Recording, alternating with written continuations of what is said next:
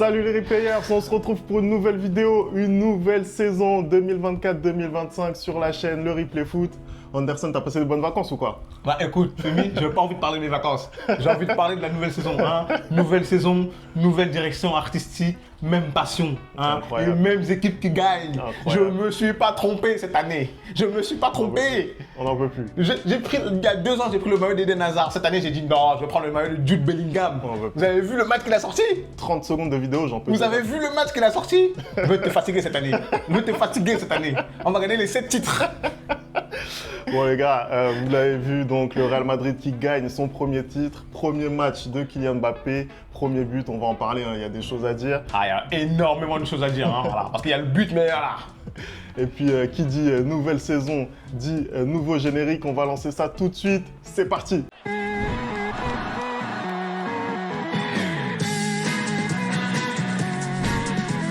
Allez, on va commencer cette vidéo. Donc, le Real qui s'impose 2-0 face à l'Atalanta. J'en profite d'ailleurs pour rappeler hein, que cette saison, nouvelle direction sur la chaîne. On va se focaliser sur le Real Madrid, sur le Paris Saint-Germain en priorité. Voilà, il y aura bien entendu de nouveaux formats sur la chaîne avec des surprises hein, qu'on vous réserve. Hein. T'as oublié, restez connectés. T'as oublié de dire qu'on va bien évidemment continuer de parler des sélections africaines. Bien sûr, bien sûr. On reste sur l'Afrique, hein, on veut que le football africain se développe comme jamais et on va en parler sur la chaîne tout au long de l'année. Il y a notamment les qualifications pour la Coupe du Monde 2026, les qualifications pour la CAN 2025, la CAN 2025 au Maroc. On sera là pour parler de tout ça. Et de temps à autre, on va faire des infidélités au Real et au PSG et on va aller voir ce qui se passe dans le meilleur championnat du monde, bien sûr, hein, la première ligue. Voilà. Bien sûr. Ça nous a en plus offert l'an passé des matchs incroyables, donc ce serait dommage de s'en priver. On va se concentrer maintenant sur le match du soir, Anderson. C'était le premier match donc, de cette saison 2024-2025. Le vainqueur de la Ligue des Champions, le Real Madrid, qui faisait face au vainqueur de la Ligue Europa, l'Atalanta Bergame. Malheureusement, ils n'ont pas réussi à battre les Invincibles comme ils avaient réussi à le faire face à Leverkusen. Anderson, c'est quoi ta première impression? Bah écoute, Femi, je ne m'attendais pas à grand chose. Hein. On rappelle que ce match de Super Coupe d'Europe arrive vraiment au début de la saison. Les organismes ne sont pas encore totalement rétablis. Hein. On a encore des joueurs qui viennent à peine de commencer la pré-saison. Hein. Généralement, ce genre de match, ça sert juste à blesser des joueurs. Et voilà, hein, encore une fois de plus, on a appris hier que Camavinga était blessé, malheureusement. Je tiens à dire aussi que c'est pas de la faute de Tchouaméni, hein, parce que voilà, il y a pas mal de personnes aussi sur les réseaux qui aiment bien...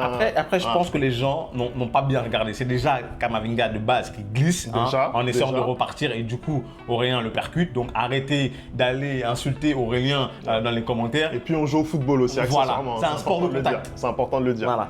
Mais j'ai vu le match, j'ai vu l'alignement offensif, j'ai vu cette armada dont dispose Carlo Ancelotti, hein, notamment avec Rodrigo, Mbappé et Vinicius et derrière Bellingham en attaque. Hein. Sur la photo, ça faisait très très beau. Hein. Moi, je suis un des sceptiques sur le fonctionnement de cette équipe-là. Hein. Je suis un gros sceptique. Ça, c'est une nouveauté, ça. La langue de bois. Ça, c'est une nouveauté. Je suis très très sceptique par rapport à cette équipe. Il vomit Mbappé, il dit qu'il est sceptique. Ça, c'est la nouveauté. Non, mais moi, t'es tranquille, on va aller à tâtons, tu vois. Donc, moi, je me suis dit, ce 4-3-3 là, ça fait... Je militais pour qu'on revienne vers ça l'année dernière. Et finalement, je me suis adapté, hein, je ne vais pas faire la fine bouche, franchement j'ai apprécié ce 4-4 de Losange parce que je trouvais qu'il mettait vraiment en valeur les qualités de Jude Bellingham. Là on est arrivé en 4-3 en première mi-temps, c'était compliqué. Fini, c'était compliqué parce que l'Atalanta a prouvé pourquoi elle disputait ce match de Supercoupe. Elle a énormément gêné le Real Madrid, hein, même si le Real est très bien rentré dans le match très vite, hein, Vinicius notamment qui était très en jambes. Mais après, l'Atalanta est revenu dans le match, ils ont posé énormément de problèmes au Real dans le pressing. Et là, bien évidemment, j'ai constaté ce que j'avais dit quand on a fait la vidéo sur le Real Madrid 2024-2025, que le milieu de terrain allait souffrir, hein, allait être orphelin de Toni Kroos. Et on l'a vu en première mi-temps. Ouais, je suis d'accord. Je pense que ce milieu de terrain, déjà amputé de Toni Kroos, tu l'as dit, en plus amputé de Camavinga, même si je ne suis pas sûr qu'il aurait débuté cette rencontre. Moi, je pense qu'il aurait débuté la rencontre. En tout cas, ça fait beaucoup. Ça fait beaucoup parce qu'on l'a vu en termes de création, ça a été très compliqué et notamment durant cette première partie de match. Sur la première demi-heure, on a vu un Real Madrid comme on l'a découvert la saison dernière, c'est-à-dire un Real Madrid de possession, un Real Madrid qui domine aux 2 tiers, 1 tiers, on va dire, avec le ballon, mais qui a eu du mal à se créer des situations. Bon, on va pas taper tout de suite sur Kylian. Voilà, il faut qu'il s'habitue, qu'il s'acclimate à son nouvel environnement, à ses nouveaux coéquipiers. Après, bon, est-ce que sur la durée, cette absence de milieu créateur va vraiment handicaper le Real Madrid? Je ne suis pas sûr. Quand je vois Anderson, et je vais te lancer là-dessus, la prestation incroyable de Vinicius Junior. Mais cette absence de milieu, bien évidemment, elle va impacter le Real Madrid sur la longueur, parce qu'on rappelle quand même que cette saison, le Real Madrid va disputer 7 compétitions. Bon, maintenant, là, il y en a une qui vient de finir, il n'en reste plus que 6. Hein. C'est-à-dire qu'à un moment donné, il va falloir fournir des efforts que Kroos, comment dire, empêchait par des longs ballons, hein, par des passes fulgurantes, par aussi sa manière de gérer le match. Là, la première mi-temps, on a clairement constaté que le Real était orphelin de Toni Kroos. Et malheureusement, si tu continues dans ce système de jeu en 4-3-3, pour moi, que ce soit Tchouaméni, que ce soit Valverde, que ce soit Bellingham ou que ce soit Camavinga, même si je trouve que Camavinga a quand même cette faculté de pouvoir se projeter vers l'avant, il manquera le créateur. Il manquera le créateur et c'est pour ça que moi, je ne suis pas extrêmement fan de ce 4-3-3 aujourd'hui, en tout cas avec les armes dont on dispose, même si je trouve que c'était la meilleure formation pour le Real à l'époque. Sauf qu'aujourd'hui, avec les armes dont on dispose et de ce que j'ai vu aujourd'hui, après, c'est quand même un match de pré-saison. On ne va pas commencer à mettre la charrue avant les bœufs, on ne va pas commencer à tirer des grandes conclusions. C'est un match de pré-saison, mais j'ai trouvé qu'il manquait de quelqu'un qui, comment dire, trouvait la passe juste. Après maintenant, quand dans ton équipe, tu as le futur Ballon d'Or, hein, parce que ça suffit la propagande Rodri, hein, ça suffit 2 secondes, soyons sérieux. Hein. Quand j'ai vu des commentaires comme quoi si Vinicius avait le Ballon d'Or, c'était la mort du football, arrêtons. Parce que quand on voit le match de Vinicius Junior ce soir, il est fantastique. Je suis désolé, dès qu'il a le ballon, il a cette faculté de percuter. Et c'est le dernier vrai ailier qui nous reste. Je suis désolé. Attends, si Vinicius Junior, Ballon d'Or, c'est la mort du football, bah, le football, il sera mort avec les armes à la main. Merci beaucoup, Femi. Oh là là là là, mais on commence la saison vraiment de manière incroyable. C'est incroyable. Franchement, moi, personnellement, ce joueur, voilà, c'est un des joueurs qui me donne encore envie de regarder le football. Je suis désolé. Et en plus, Vinicius, pourquoi je l'apprécie d'autant plus, c'est qu'il a su se remettre en question. Moi, je me rappelle des débats qu'on avait ensemble, Anderson, de Vinicius, très nul à ses 18 ans, Vinicius qui en fait trop, qui veut toujours faire les différences, etc. Voilà, il a su grandir en tant que joueur, certainement aussi en tant qu'homme, et ça fait vraiment plaisir de voir le joueur qu'il est devenu. Là, encore une fois, sur l'ouverture du score, il fait des différences mais incroyables, mais il met les défenseurs de l'Atalanta sur les fesses. Je ne sais pas si vous vous en rendez compte, et avec une facilité en plus qui est vraiment déconcertante. Moi, je suis désolé. Et tu oublies un truc, c'est qu'en première mi-temps, il a même l'occasion d'offrir 2 passes décisives. Cette passe extraordinaire qui est faite à Jude Bellingham au-dessus de la défense, hein, Jude malheureusement est trop court, et alors la deuxième passe pour Rodrigo, mais je sais même pas comment il a fait en fait. C'est-à-dire que Vinicius est devenu un expert de l'extérieur du pied. J'ai l'impression que tout le monde apprend de Modric dans ce club-là. Et la deuxième mi-temps qu'il va faire, comme tu dis, sur l'ouverture du score, la manière dont il dépose le défenseur, en fait, il a cette faculté-là à l'arrêt de totalement déstabiliser la défense adverse. Et aujourd'hui, il n'y a pas beaucoup de joueurs qui sont capables de le faire. Je suis désolé, il n'y a pas énormément de joueurs qui sont capables de faire ça sur ce côté-là. Et c'est pour ça que quand beaucoup de gens me disaient que Vinicius allait sauter à gauche, j'ai dit, mais vous êtes malade, vous êtes totalement malade. Moi, maintenant, j'ai pas trop apprécié la première mi-temps que j'ai vue, mais par contre, la deuxième mi-temps, j'ai rien à redire.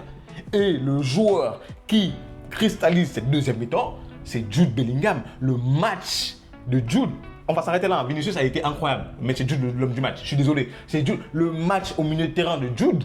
C'est-à-dire que quand justement il a fait ce dépassement de fonction, là le Real a mieux joué parce qu'il a cette faculté à se projeter, il a ce physique extraordinaire où les joueurs de l'Atalanta essaient de lui prendre le ballon, ils n'arrivaient pas à sa manière de contrôler le ballon, à sa manière de se retourner un peu à la Zidane. Je ne compare pas avec Zidane, calmez-vous, je ne compare pas avec Zidane, mais sa protection de balle, sa manière de se projeter. Et là, sur le deuxième but, comment il fixe et il attend l'appel de Kylian Mbappé, c'est même lui qui déclenche l'appel en finale avec sa fixation. il a été extraordinaire. Et quand tu as des joueurs comme ça dans ton équipe, hein, en plus accompagné d'un Rodrigo qui vraiment défend et qui va chercher ce ballon-là pour le deuxième but, mais qu'est-ce que tu veux, hein, qu'est-ce que tu veux? Mais je pense que la deuxième période, finalement, c'est peut-être la meilleure version de ce Real Madrid. C'est-à-dire que on a vu un petit peu l'ébauche de ce que ça pourrait être avec un Real Madrid complètement en forme. Parce que c'est vrai qu'en première mi-temps, moi, j'avais un petit peu cette frustration avec un Bellingham, justement, qui est dans un rôle beaucoup plus défensif, trop bas, et qui n'arrive pas forcément à s'épanouir, en fait, et à trouver sa place. Là, en deuxième période, bah, ça a été le jour et la nuit. Tu en as parlé déjà, il a été incroyable. Et puis, la dimension physique, quand même, qu'il arrive à mettre. Jude Bellingham, il était en finale de l'Euro quand même il y a 4 semaines à peu près. Là, il vient, il arrive à fournir cette prestation en deuxième période de surcroît. C'est juste incroyable. Maintenant, Anderson, on va faire le focus sur Kylian Mbappé. C'était son premier match. Il est revenu à l'entraînement il y a une semaine, tout pile. Et qu'est-ce que tu as pensé de sa prestation? Moi, à titre personnel, je l'ai trouvé mitigé malgré le but. T'en as pensé quoi, toi? Bah écoute, je pense que tu viens totalement de bien résumer sa prestation, à savoir mitigé jusqu'à ce but-là. Et je pense qu'on est dans la lancée de ses prestations en équipe de France et au Paris Saint-Germain, où dans la globalité, le match est assez mitigé, est assez contrasté, mais à la fin, il y a toujours ce but ou cette passe décisive qui vient sauver son match. Moi, aujourd'hui, dans la première mi-temps, je l'ai trouvé assez, comment dire, maladroit, hein, parce que j'avais l'impression qu'il était vraiment nerveux, qu'il avait envie de bien faire. À des moments, il essayait de tenter des gestes techniques. Je l'ai vu avec un ami là. C'est pas ton domaine. C'est pas ton domaine. Comme l'a dit un bon philosophe, reste dans ta zone. Okay. Reste dans ta zone. C'est pas ton domaine. Fais ce que tu sais faire. Et je l'ai trouvé assez stressé quand même dans cette première mi-temps là. Du coup, il n'a pas vraiment eu le rendement qu'il aurait espéré, je pense. En deuxième mi-temps, il s'est un peu plus libéré, mais je pense que c'est aussi parce que à côté de lui, il a cette équipe qui avait vraiment à cœur de le mettre bien, parce que quand on regarde même le deuxième but, on voit que la première passe de Vinicius c'était pour Mbappé, hein, mais comme il n'arrive pas à bien suivre, il n'était pas à la réception, et encore quand Bellingham reçoit le ballon, il n'est pas dans une optique de tirer, il est dans une optique d'attendre Mbappé pour lui donner le ballon. Ils avaient vraiment à cœur de le faire marquer, et quand tu vois qu'il marque et que Vinicius et même Rodrigo reproduisent sa célébration, tu vois vraiment qu'ils ont à cœur à ce qu'il s'intègre bien, hein, à ce que tout aille bien dans cette équipe-là.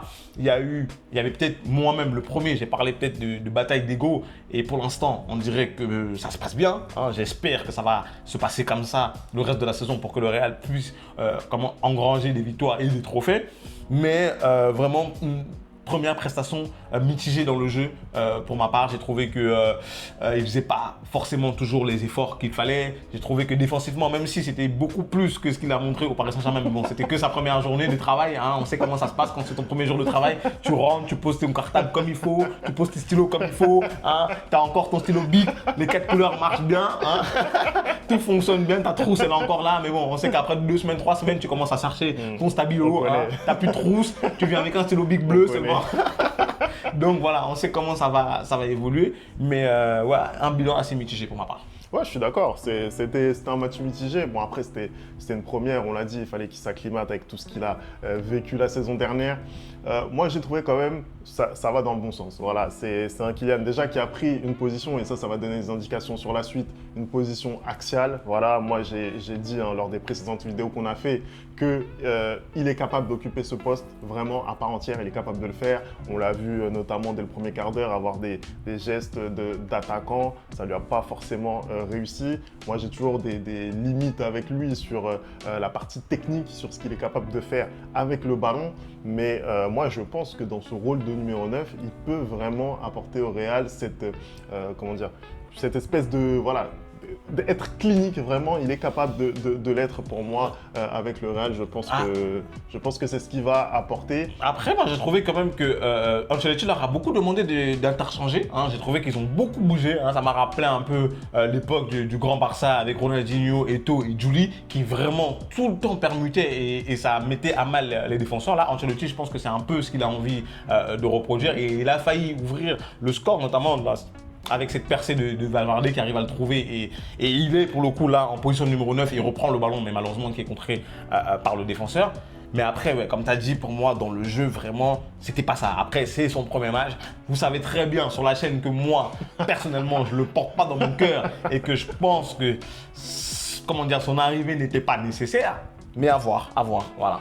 On verra ce que ça va donner. Peut-être un mot aussi sur Eder Militao, c'est son retour. T'en as pensé quoi, toi, de sa prestation? Bah, aujourd'hui, franchement, j'ai été convaincu. Hein, j'ai été surpris même parce que je ne veux pas le cacher, tu le sais, que pour moi, j'ai dit que les deux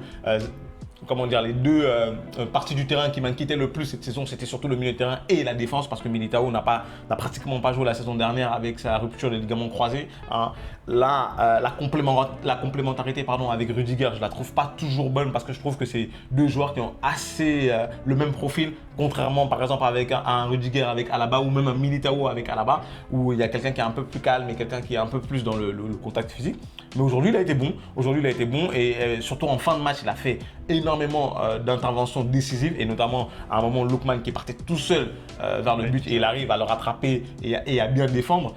Il a failli mettre ce but contre son camp Gaï avec cette tête qui va sur la barre. Mais dans l'ensemble, j'ai trouvé un Militao très très juste, très très bon. J'espère que ça l'a permis d'avoir de la confiance pour le reste de la saison parce qu'on aura besoin de confiance parce qu'il ne faut vraiment pas une blessure dans le secteur défensif étant donné que Alaba n'est toujours pas disponible et qu'il sera a priori disponible en 2025 et surtout que là, Kamavinga s'étant blessé, Tchouaméni ne peut pas non plus trop dépanner en défense centrale, donc il sera obligé d'être au milieu de terrain.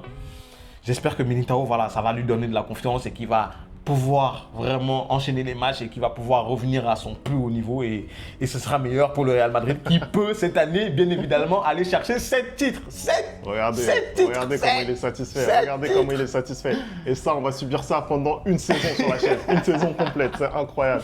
En tout cas, voilà, c'était le retour du replay foot. Donc après, voilà, une petite session de congé bien méritée. Voilà, on reprend sur la chaîne. Victoire du Real Madrid ce soir 2-0 face à l'Atalanta. Merci d'avoir regardé cette vidéo. On n'oublie pas, bien entendu, les bonnes habitudes, le replay foot. Et on se retrouve très vite pour des nouveaux contenus sur la chaîne. Et n'oubliez pas, commentez, likez, partagez. Cette saison, vraiment de l'engagement. On veut que vous commentiez. Si on n'est pas d'accord, c'est pas grave. Commentez, mettez dans les commentaires, mettez le pouce bleu, partagez à vos amis, ramenez le plus de monde sur la chaîne. Vraiment, cette année-là, on va créer le buzz. On va créer le buzz. On veut le buzz. Voilà. Allez, on se retrouve très vite pour une nouvelle vidéo. Ciao.